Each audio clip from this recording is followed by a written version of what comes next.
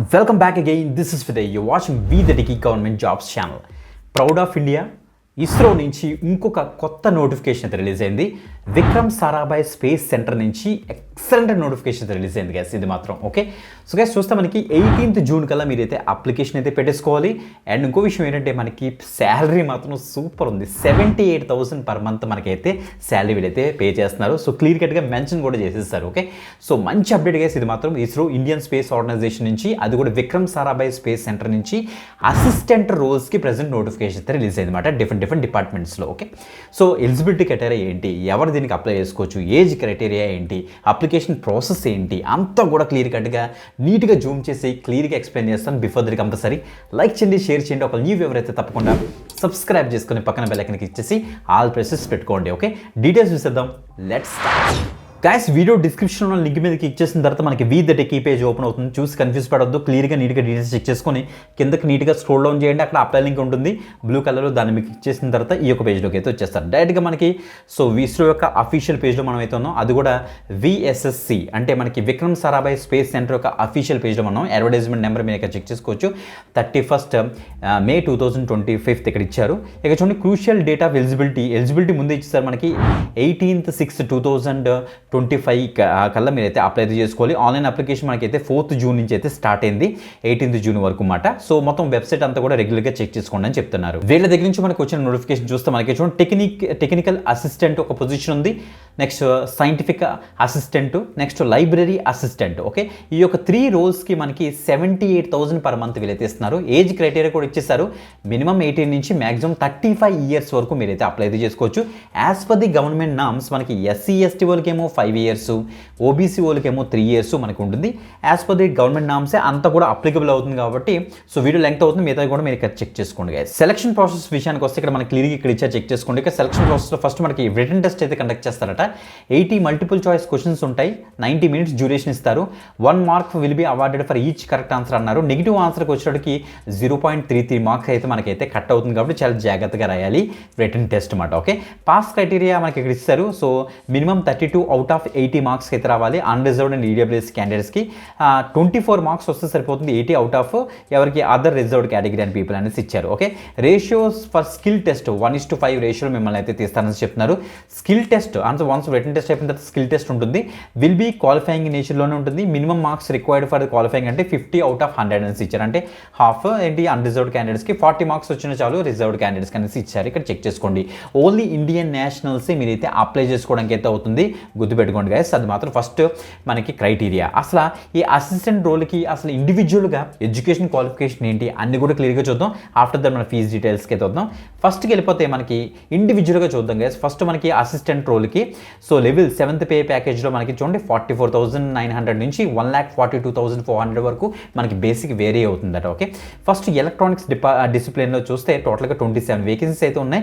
మీరు first class in diploma in electronics engineering, electronics and communication engineering, electronics and telecommunication engineering, electronics or instrumentation engineering చేసిన వాళ్ళు దీనికైతే apply అయితే చేసుకోవచ్చు. Main designing testing మీద మనకి ఈ యొక్క నేచర్ ఆఫ్ జాబ్ అయితే ఉంటుందట. ఓకే, డిప్లొమా క్యాండిడేట్స్కి ఫస్ట్ క్లాస్ ఉండాలి మీకు. మెకానికల్లో కూడా అంతే.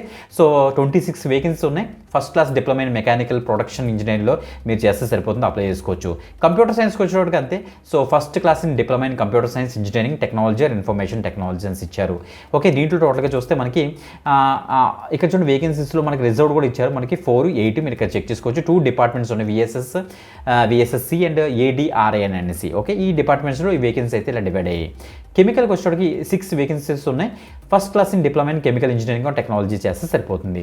ఆటోమొబైల్లో కూడా అంతే. First class in diploma in automobile engineering చేస్తే సరిపోతుంది, ఒక వేకెన్సీ ఉంది. సివిల్కి వచ్చేటప్పటికి 2 డిపార్ట్మెంట్స్లో ఒక్కొక్క వేకెన్సీస్ ఉన్నాయి. First class diploma in civil చేస్తే సరిపోతుంది. మీరు రిఫ్రిజిరేషన్ అండ్ ఏసీ కూడా ఉంది. అంటే first class diploma in refrigeration AC ఒక వేకెన్సీ అయితే ఉంది, మీరు చెక్ చేసుకోండి.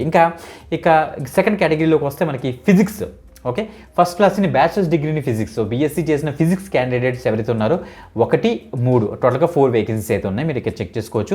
కెమిస్ట్రీ కూడా అంతే. బ్యాచిలర్స్ డిగ్రీ బీఎస్సీ కెమిస్ట్రీ చేసిన వాళ్ళు ఒక వేకెన్సీ అయితే ఉన్నాయి, మీరు చెక్ చేసుకోండి. ఓకే, నెక్స్ట్ చూడండి లైబ్రరీ అసిస్టెంట్కి వచ్చేటప్పటికి సో ఫస్ట్ డిపార్ట్మెంట్లో ఒకటి, సెకండ్ డిపార్ట్మెంట్లో ఒక్కొక్క వేకెన్సీస్ అయితే ఉన్నాయి.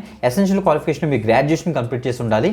First class master degree in library science or library information సైన్స్లో మీరు చేసి ఉండాలని వీళ్ళైతే చెప్తున్నారు అనమాట. ఓకే, సో ఈ యొక్క కేటగిరీలో కనుక మీరు ఆ బ్యాచిలర్స్ డిగ్రీ ఆర్ డిప్లొమా కనుక చేస్తుంటే ఈ యొక్క అసిస్టెంట్ కి జాబ్స్కి మీరైతే అప్లై అయితే చేసుకోవచ్చు. Technical assistant, next library assistant కూడా మీరైతే అప్లై అయితే చేసుకోవచ్చు. అండ్ సైంటిఫిక్ అసిస్టెంట్ కూడా మీరైతే అప్లై అయితే చేసుకోవచ్చు అనమాట. ఓకే, సో గైస్ చూస్తే మనకి ఫీజు విషయానికి వస్తే 750 రూపీస్ మనకైతే ఛార్జ్ చేస్తుంది అనమాట.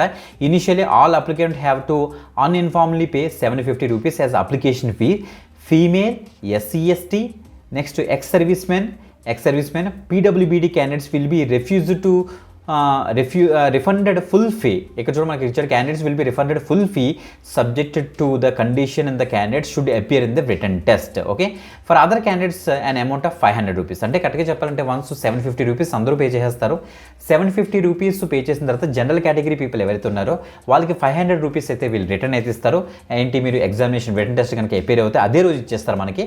సో లేదు మేము SC/ST, PWBD and X service men candidate అయితే మీకు టోటల్గా 750 రూపీస్ ఇచ్చేస్తారు. అదే జనరల్ కేటగిరీ పీపుల్కి వచ్చేటికి 500 రూపీస్ అయితే మీకైతే రిటర్న్ అయితే ఇస్తారు. ఇక్కడ ఇచ్చారు, క్లియర్గా చెక్ చేసుకోండి గైస్. ఓకే, సో మనకి రిటర్న్ టెస్ట్ కూడా ఇక్కడ చూడండి మనకి ఆంధ్రప్రదేశ్కి విశాఖపట్నం అయితే ఇచ్చారు. ఇంకా మిగతా వేరే స్టేట్స్కి వచ్చేటికి మీరు ఇక్కడ చెక్ చేసుకోండి. మళ్ళీ తెలంగాణకు వచ్చేటికి హైదరాబాద్ అయితే ఇచ్చారన్నమాట. ఓకే, సో విశాఖపట్నం, హైదరాబాద్ ఉంది కాబట్టి బ్రహ్మాండంగా అయితే మనం మన సొంత రాష్ట్రంలోనే మనం రిటర్న్ టెస్ట్కి అపేర్ అయితే అవ్వచ్చు. ఓకే, మీరు ప్రాపర్గా ఆన్లైన్లోనే అప్లికేషన్స్ అయితే మీరైతే పెట్టుకోవాల్సి వస్తుంది. రిజిస్ట్రేషన్ నెంబర్ మీరు ఫస్ట్ రిజిస్టర్ చేసుకోవాలి, ఆఫ్టర్ దట్ లాగిన్ చేసి అప్లై అయితే చేయాల్సి వస్తుంది అనేసి క్లియర్గా మెన్షన్ చేశారు. ఇంకా వేరే ఏ మోడ్లోనే అప్లై చేయడానికి అయితే అవ్వదు. ఓకే, సో గైస్ మీకు అర్థమైందని నేను అయితే ఎక్స్పెక్ట్ చేస్తున్నాను. Fees details, vacancy details, age criteria అనేసి. సో మీరైతే ఫస్ట్ ఇక్కడ చూడండి మనకి అప్లై ఉంది, అప్లై మీకు ఇచ్చేస్తే ఇక్కడ ఓకే మీకు ఇచ్చేస్తాం. నెక్స్ట్ ఈ పేజ్లోకి అయితే రీడేట్ అయితే అవుతుంది.